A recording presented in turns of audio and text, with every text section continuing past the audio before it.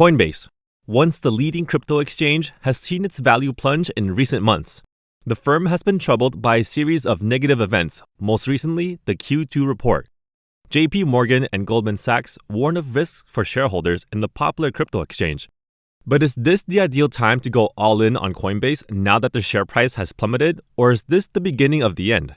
In just a few minutes, you'll get an answer to this question and a comprehensive analysis of Coinbase as an investment opportunity. But remember that nothing in this video should be considered financial advice.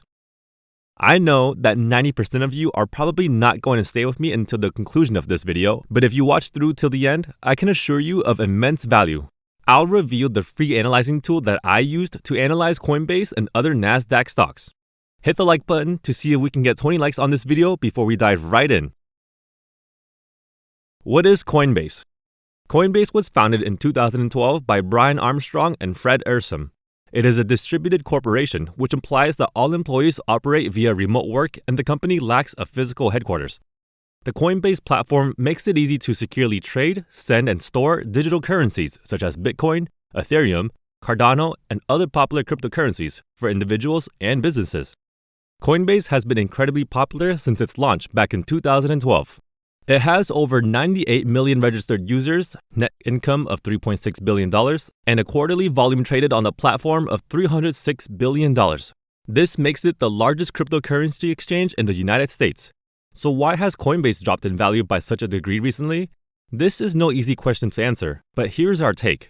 First, cryptocurrencies as well as tech stocks are in a descending spiral. This is mainly because of the high inflation, which forces the Fed to raise the interest rates. This is a precautionary action to prevent a threatening recession. But the interest rates and inflation leads investors to put their money in value stocks and other secure commodities as they are considered safer investments. When cash goes out of risky stocks like the technology sector and cryptocurrencies, they are bound to decrease in value, and Coinbase is both a tech company as well as a crypto exchange. Secondly, Coinbase is still one of the largest crypto exchanges, but that may not last. Investors are worried about Coinbase's ability to keep up with the competition. Binance and other exchanges offer similar services, in addition to more, and they often have lower fees. This has led many to switch over to other trading platforms. Having the most customers is an advantage that can sometimes trump innovation, but if Coinbase loses too much of its market share, it could be the beginning of the end. Lastly, for the long-term projection of crypto, I am fundamentally positive. But there are things you need to be aware of. Crypto poses a threat to modern infrastructure and probably the most important innovation for the development of our society today, the banking system. This, among other significant threats, is the reason for the government's doubt and caution about crypto. If governments do not find a way to adapt or incorporate cryptocurrencies in a manageable way, they could potentially declare it illegal. Needless to say, there are many direct and indirect risks surrounding Coinbase as an investment, both in the short term and long term. But is there any substantial reward that makes up for the risks? Well, one way of weighing the risk-reward ratio is by looking at the fundamental valuation of Coinbase. Before we take a deep dive into Coinbase as both a short-term and long-term investment opportunity, subscribe to Profit Protection and give this video a like if you haven't already. Okay, so fundamental analysis unveils stocks that are currently trading at prices that are higher or lower than their real value. This is the same technique the Oracle of Omaha, Warren Buffett, uses. Coinbase is not a typical investment case Buffett would even consider, but using his way of evaluating the company, we can determine if there are any opportunities for us to make some money. So, there are only 3 principles we will go through. It's actually that easy. Principle number 1 is the metric called revenue over earning, or ROE. This is a measure of the company's performance. It reveals at which rate shareholders earn income on their shares. A negative ROE is not necessarily bad. Mainly, when costs are a result of improving the business, such as restructural costs, it can lead to low or negative ROE. If this is the case, one can argue it is actually good. But it is often difficult to know if the negative ROE is a result of internal investments or because the business is not as profitable as one thought. Therefore, we would say lower ROE is usually a negative indication.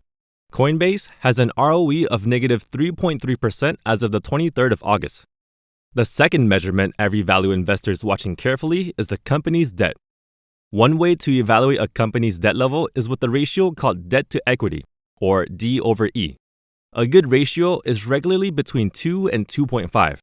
Higher D over E would mean that the earnings are generated from debt, not from shareholders' equity.